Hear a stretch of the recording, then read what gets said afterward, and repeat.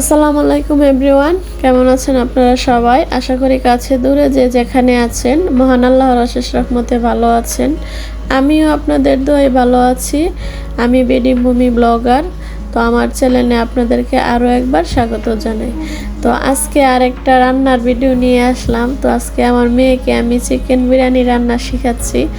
তো এই মুহূর্তটা মিস করার মতো, তো ভাবলাম যে আপনাদের সাথেও শেয়ার করি। তো আমার মেয়ে মোটামুটি রান্না টুকটাক পারে। তো কলেজে হচ্ছে অনুষ্ঠান, বিরিয়ানি রান্না করে নিয়ে যেতে বলছে। তো যে এভাবে আইটেম পারে আর কি নিয়ে যাবে। তো ও হচ্ছে বিরিয়ানি নিয়ে যাবে। তো আজকে আমি নতুনভাবে ওকে বিরিয়ানি রান্না করা শেখাচ্ছি। তো সবাই আশা করি আজকের ভিডিওটা সবার কাছে ভালো লাগবে। তো ভালো লাগলে প্লিজ একটা লাইক দিয়ে কন্টিনিউ করবেন। এখানে তো দেখতেই পেলেন আমি আগে আলুগুলা ভেজে নিয়েছি। বিরিয়ানির মধ্যে আলু দিলে অনেক ভালো লাগে।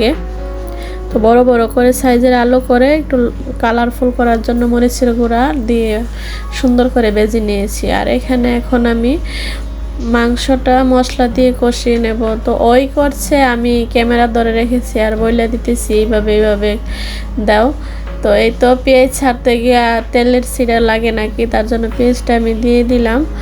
এই তো সবার কাছে একটাই রিকোয়েস্ট, প্লিজ আমার ভিডিওর কোথাও কোনো অংশ যদি আপনাদের ভালো লেগে যায় তো আমার চ্যানেলটা সাবস্ক্রাইব করে দিবেন। আর পাশে থাকা বেল বাটনটি বাজিয়ে অল অপশনটি সিলেক্ট করে রাখবেন। এতে করে আমি যখনই কোনো ভিডিও ছাড়ি আপনাদের মোবাইলে পৌঁছে যাবে, ইচ্ছে হলেই দেখে নিতে পারবেন। আর অলরেডি যারা এই কাজটি করেছেন আপনাদের জানাই অসংখ্য ধন্যবাদ, অনেক দোয়া আর ভালোবাসা। তো আর একটা কষ্ট করে কাজ করবেন, আমার ভিডিওটা বেশি করে শেয়ার করে দেবেন আপনাদের আত্মীয় স্বজন ফ্রেন্ড সবার সাথে। তো আমার ভিডিওটা শেয়ার করলে অন্য আপুরা ভাইয়েরা দেখতে পারবে। তো আপনাদের কাছে এইটুকু কামনা করি। আর সবাই আমার জন্য দোয়া করবেন, আমি যেন সাফল্যের সিঁড়িতে উঠতে পারি। তো এই তো কথা বলতে বলতে কিন্তু মশলা কষানো হয়ে গেছে। এখন মুরগিটা ভালো করে পানিটা ঝরিয়ে দিয়ে দিচ্ছে। তো আমি দাঁড়িয়ে আছি পাশে, বলে দিতেছি আর ওর মতো করে নিচ্ছে। তো সবাই দেখতে থাকুন। একটু হলো আজকের ভিডিওটা আপনার কাছে ভালো লাগলে প্লিজ লাইক কমেন্ট শেয়ার সবার কাছে করে দেবেন। আপনাদের একটা লাইক আমাকে পৌঁছে দেবে অন্য ভাইয়া আপুদের কাছে। প্লিজ মনে করে একটা লাইক দিয়ে দিবেন।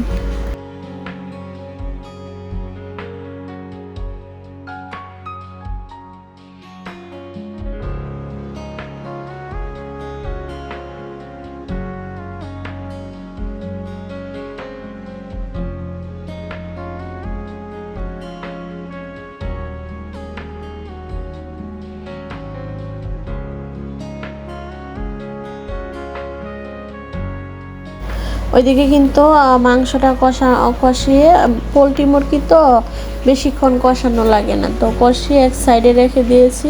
তো এখন চালগুলো ভেজে নেব। চালগুলো ফাঁকে আমি ধুয়ে রেখে পানি ঝরিয়ে রেখে দিয়েছি। তো আগে চালগুলো ধুলে পোলাও বা বিরিয়ানি যাই বলেন খুব ঝরঝরা হয় আর সুন্দর হয়। তো এখানে কিন্তু চালটা ধুয়ে রেখে পেঁয়াজ মরিচ যা লাগে সব কিছু দিয়ে নাড়াচাড়া দিয়ে নিচ্ছি। তো এখন চালগুলা ভালো করে ভেজে নেব। তো সবাই সাথেই থাকুন। পোলার চালগুলা কিন্তু আমি একবারে ঝরঝরে করে ভেজে নিয়েছি ভালো করে। তো চাউলটা ভালোভাবে ভাজা হইলে কিন্তু পোলাওটা সুন্দর হয়। তো আমি কিন্তু এখন মাংসটা অ্যাড করব না, আমি আগে পোলাওটা রান্না করে নেব। আমি তো প্রথমেই বলছি, তো আজকে একটু অন্যরকমভাবে রান্না করব। তো রান্নার পরে কিন্তু অনেক মজা হয়েছিল। তো এই আইডিয়াটা হচ্ছে আমার মেয়ের। তো বলতেছে আম্মু সবসময় একভাবে ভালো লাগে না, আজকে অন্যভাবে রান্না করে দেখো। তো আসলে অনেক মজা হয়েছিল। তো আপনাদের সাথে শেয়ার করলাম। অবশ্যই কমেন্ট করে জানাবেন ভিডিওটা কেমন হয়েছে। তো ওই ফাঁকে দিয়ে আমি পরিমাণ মতো গরম পানি অ্যাড করলাম। এখন পোলাওটা রান্না করে নেব। আর এখন একটু কেওড়া জল দিয়ে নিচ্ছি, এটা অপশনাল, না দিলেও হয়। তো আমি একটু ফ্লেভারটা ভালো আসে আর কি, এর জন্য দিয়ে দিলাম। তো এই তো দেখুন আমার নতুন স্টাইলে বিরিয়ানি রান্না করা হয়ে গেছে। তো কিছুটা কাচ্চি টাইপের হয়েছে আর কি। আমি কতক্ষণ দমে দিয়ে রেখেছিলাম। আর আমি আসলে মাংসটা লেয়ারভাবে দিয়ে দিয়েছি। তো ওই সাইডটা আপনার মনে হয় কেটে গেছে, আমি খেয়াল করতে পারি নাই। তো যাই হোক, আজকের বিরিয়ানি রান্না করাটা কেমন হয়েছে অবশ্যই কমেন্ট করে জানাবেন। আর সবাই আমার জন্য দোয়া করবেন, আর প্লিজ প্লিজ একটা লাইক দিয়ে দিবেন। তো এখন এই তো ভালো দমে রেখে ভালো করে নাড়াচাড়া দিয়ে এখন ডিম দিয়ে দিচ্ছি উপরে সৌন্দর্যের জন্য আর কি। তো এটা কিন্তু স্বাদ আনে না, এমনি সৌন্দর্যের জন্য একটা ভালো লাগে আর কি। ডিমটা দিয়ে সাজিয়ে তারপরে একটু রেখে রেখে সবাইকে খেতে দিয়ে দেব। আর ওরটা আলাদা করে রেখে দেব, তো কলেজে নিয়ে যাবে কালকে। তো সবাই ভালো থাকবেন, সুস্থ থাকবেন।